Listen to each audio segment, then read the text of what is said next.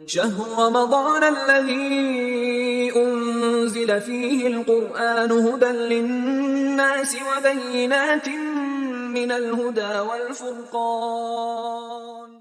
اللہ الرحمن الرحیم۔ اللہ رب العزت نے قرآن پاک میں روزے فرض کرنے کا مقصد بیان فرمایا ہے کہ ہم نے روزے تم پر اس لیے فرض کیے ہیں لعلکم تتقون، تاکہ تمہارے اندر تقوی پیدا ہو جائے۔ تقوی کا معنی ہوتا ہے اللہ کا ڈر دل میں آ جانا، اور اس کی وجہ سے انسان گناہوں سے بچنے لگ جائے۔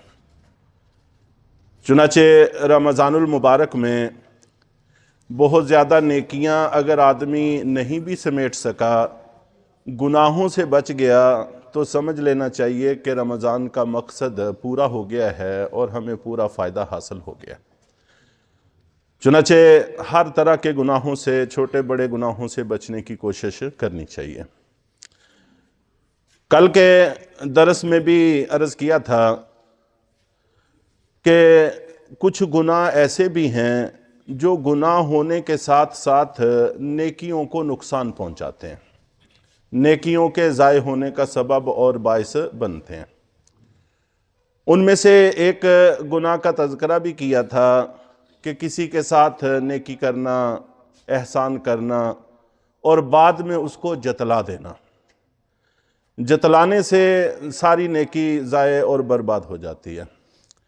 ہمارے بہت سارے نیک اعمال اور بہت سارے معاملات کا تعلق آپس میں ایک دوسرے کے ساتھ ہوتا ہے۔ ہم انسان ہیں، مل جل کے رہتے ہیں، سبھی ایک دوسرے کی ضرورت ہیں، ایک دوسرے کے کام آتے ہیں۔ تو اس میں اس خیال پر بہت زیادہ قابو ڈالنے کی ضرورت ہے۔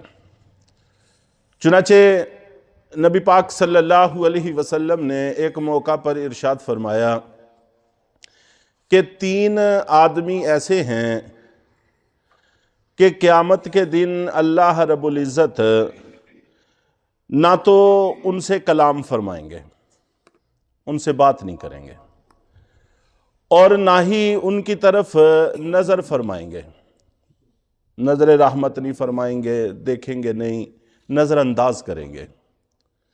اور میں سمجھتا ہوں کہ قیامت والے دن اس چیز کا تصور کر کے ہی جسم پر کپ کپی آ جاتی ہے کہ اللہ رب العزت نے اگر اس وقت خدا نخواستہ نظر انداز کر دیا تو پھر کیا ہوگا۔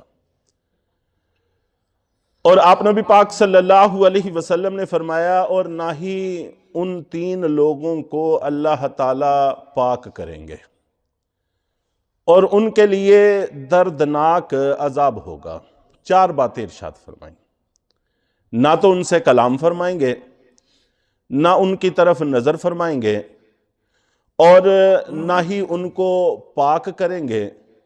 پاک کرنے کا معنی یہی ہوتا ہے کہ ان کے گناہوں کو معاف کر دیں، اور یہ بھی مطلب ہے بہت سارے لوگوں کے ساتھ یہ بھی ہوگا کہ گناہوں کو نیکیوں سے تبدیل کر دیا جائے گا۔ ایسے احادیث میں واقعات بھی ہیں۔ تو گناہوں کی گندگی کسی بھی طرح سے دھل گئی تو انسان پاک ہو جائے گا۔ اور چوتھی بات ارشاد فرمائی کہ اس کے لیے دردناک عذاب ہے۔ اور اس جملے کو اللہ کے نبی صلی اللہ علیہ وسلم نے 3 مرتبہ دہرایا۔ انتہائی اہم بات ہوتی تھی تو آپ اس کو دہرا کر فرمایا کرتے تھے، تو 3 دفعہ دہرایا۔ یہاں تک کہ مجلس میں حضرت ابو ذر غفاری رضی اللہ تعالی عنہ بیٹھے ہوئے تھے، جو سلسلہ اولیاء کے سرخیل صحابہ کرام میں شمار ہوتے ہیں۔ حضرت علی المرتضیٰ رضی اللہ تعالیٰ عنہ عام اولیاء کرام ان کے سردار ہیں، اور اولیاء کرام میں ایک خاص قسم مجذوبین کی ہوتی ہے، ان کے سردار حضرت ابو ذر غفاری رضی اللہ تعالیٰ عنہ ہیں۔ تو یہ بول اٹھے، ان سے نہ رہا گیا، انہوں نے عرض کیا کہ اللہ کے رسول وہ لوگ تو خائب و خاسر ہو گئے، تباہ و برباد ہو گئے، آخر وہ کون لوگ ہیں؟ اتنی ناراضگی۔ تو اللہ کے نبی صلی اللہ علیہ وسلم نے 3 لوگوں کا جن کا تذکرہ کیا، ان میں سے ایک یہ تھا کہ جو نیکی کرے، احسان کرے، بعد میں جتلا دے۔ اس جتلانے سے کوئی فائدہ حاصل نہیں ہوتا، کوئی ہماری غرض اس سے وابستہ نہیں ہے، لیکن ہم ہیں کہ یہ کام ہم سے ہو جاتا ہے۔ اور خاص طور پر آج کل کے دور میں میڈیا کا دور ہے اور ہر ایک کے پاس موبائل موجود ہے۔ ہمیں جو تصور دیا گیا تھا وہ یہ تھا کہ نیکی کر کنویں میں ڈال۔ بچپن سے ہم اپنے بڑوں سے بزرگوں سے یہ جملہ سنتے آئے ہیں، نیکی کر کنویں میں ڈال۔ اس سے مراد وہی نیکیاں ہیں جو ہم آپس میں ایک دوسرے کے ساتھ کرتے ہیں۔ جو انسانوں سے متعلق نیکیاں ہیں ان نیکیوں کا حکم یہ ہے کہ نیکی کر کنویں میں ڈال۔ اور اب یہ جملہ بالکل برعکس ہو گیا ہے، نیکی کر نیٹ پہ ڈال۔ جو بندہ کسی کو کچھ بھی دیتا ہے وہ سب سے پہلی ضروری چیز تصویر بنانا سمجھتا ہے، تصویر بناتا ہے، نیٹ پہ چڑھا دیتا ہے، اور یہ دکھلاوا، ریاکاری، جتلانا، اس کی ساری صورتیں اس میں شامل ہیں۔ اس لیے اگر اللہ رب العزت اس کی توفیق عطا فرما دیں تو پھر اس کو بڑی خاموشی کے ساتھ چپکے سے یہ کام کرنا چاہیے۔ اور اب تو اس سے بھی بڑھ کر کچھ لوگ جو راشن کی تقسیم کار کرتے ہیں، اس کی پس پشت اس کی آڑ میں انسانیت کی تذلیل ہو رہی ہے۔ صبح سے خواتین آ جاتی ہیں، لائنوں میں لگ جاتی ہیں، نہ پردے کا پتہ نہ کسی اور چیز کا ہوش، اور ہر سال ایسے واقعات بھی سننے کو ملتے ہیں کہ وہاں جانیں چلی گئیں، اور صبح سے شام تک لائنوں میں لگے رہے اور شام کو باری آنے پر معاملہ ختم ہو گیا، ہاتھ جھاڑ کے گھروں کو چلی گئیں۔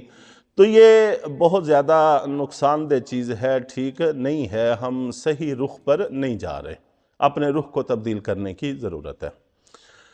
رمضان کے مقاصد میں سے ہے کہ ہم گناہوں سے بچیں، اور نیکی کی اس طرح کی تشہیر یہ بھی گناہوں میں شامل ہے، احسان جتلانے میں شامل ہے، جس سے گریز کرنے کی ضرورت ہے۔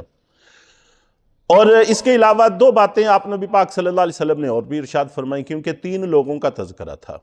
ایک تو وہی کہ نیکی کی، احسان کیا اور اس کو جتلا دیا، اور دوسری بات فرمائی کہ وہ شخص جو اپنے تہہ بند کو یا کپڑے کو ٹخنوں سے نیچے رکھتا ہے۔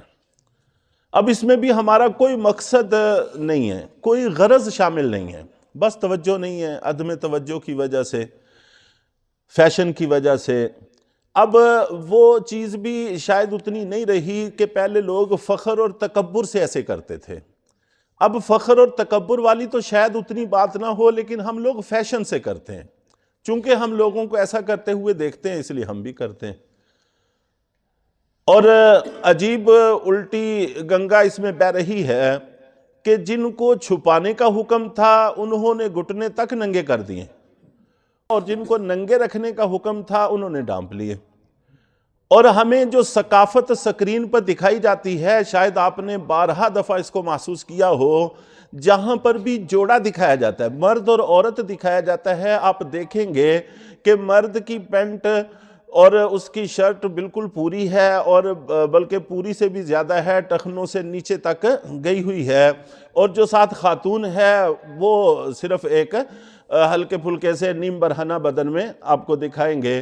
تو یہی چیز دیکھ دیکھ کے مسلمان بھی رفتہ رفتہ اس طرف کو پیش قدمی کر رہے ہیں۔ اس میں بریک کی ضرورت ہے، رکنے کی ضرورت ہے۔ جن کو ڈھانپنے کا حکم ہے ان کی بھلائی اور خیر ڈھانپنے میں ہے، اور جن کو ننگے رکھنے کا حکم ہے ان کی بھلائی اور خیر ننگے رکھنے میں ہے۔ اس لیے جو شریعت کا حکم ہے جب ہم اسی کو رواج بنا لیں گے تو وہی ہمارا فیشن بن جائے گا۔ فیشن صرف ہماری عادات کا نام ہے، یہ کوئی علیحدہ سے چیز نہیں ہے۔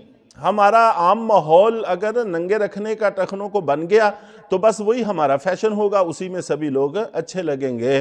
اور جب ہم نے غیروں کی عادات کو اپنا لیا ہے تو وہی ہمارا رواج، وہی ہمارا فیشن بن گیا ہے۔ اب ہمیں ڈانپنا، ننگے رکھنا مشکل محسوس ہوتا ہے، تو اس سے گریز کرنا چاہیے۔ بخاری شریف میں بھی اللہ کے نبی صلی اللہ علیہ وسلم کا پاک ارشاد ہے کہ جتنا حصہ تہبند کا یا کپڑے کا ٹخنوں سے نیچے ہوگا اتنا حصہ جہنم میں ہوگا۔ تو ظاہر ہے کہ ٹخنے علیحدہ سے اتار کر تو جہنم میں نہیں بھیجے جائیں گے، تو اس کا مقصد یہی ہے کہ اتنے حصے کو خاص قسم کا عذاب جہنم میں ہوگا، جانا تو ٹخنوں کے ساتھ ہی پڑے گا جہنم میں، پورے جسم کو ہی جانا پڑے گا۔ حضرت عبداللہ ابن عمر رضی اللہ تعالی عنہ نقل کرتے ہیں، جس سے یہ تاثر ملتا ہے کہ اللہ کے نبی صلی اللہ علیہ وسلم اس چیز پر کس حد تک نظر رکھتے تھے۔ وہ کہتے ہیں کہ ایک دفعہ میں اللہ کے نبی صلی اللہ علیہ وسلم کی مجلس میں حاضر ہوا تو آپ نے اور میرا تہبند ٹخنوں سے نیچے لٹک رہا تھا۔ آپ نے پوچھا کہ یہ کون ہے؟ میں نے عرض کیا کہ اللہ کے رسول میں عبداللہ ہوں۔ آپ نے فرمایا اگر تم عبداللہ ہو یعنی اگر تم اللہ کے بندے ہو، معنی کی طرف توجہ دلائی، عبداللہ نام ہے اور معنی کی طرف توجہ دلائی کہ اگر تم عبداللہ ہو یعنی اللہ کے بندے ہو تو پھر اپنے تہبند کو ٹخنوں سے اوپر کرو۔ تو حضرت عبداللہ ابن عمر رضی اللہ تعالیٰ عنہ کہتے ہیں کہ میں نے اپنے تہبند کو اونچا کیا یہاں تک کہ نصف پنڈلی تک کر لیا، پھر زندگی بھر میں نے اس عادت کو کبھی چھوڑا نہیں۔ اور صحابہ کرام کی خوبصورتی یہی تھی کہ جو حکم ایک دفعہ علم میں آ گیا پھر سوال ہی پیدا نہیں ہوتا تھا کہ اس میں کبھی کوئی رد و بدل ہو جائے۔ تو بہرحال یہ چھوٹی چھوٹی چیزیں ہیں جن کے ساتھ ہمارا کوئی مفاد وابستہ نہیں ہے، محض غفلت سے سستی سے ہم کرتے ہیں اور ان کو چھوڑنے میں ہمیں کوئی دقت بھی نہیں ہے۔ اور رمضان المبارک کے اہم مقاصد میں سے بھی ہے کہ ہم گناہوں سے بچیں، تو کم سے کم وہ گناہ تو چھوڑ ہی دینے چاہیے کہ جن سے ہمارا کوئی مفاد وابستہ نہیں ہے، محض غفلت سے ہم کرتے ہیں۔ تو اللہ تعالی ہم سب کو اس کی توفیق عطا فرمائے۔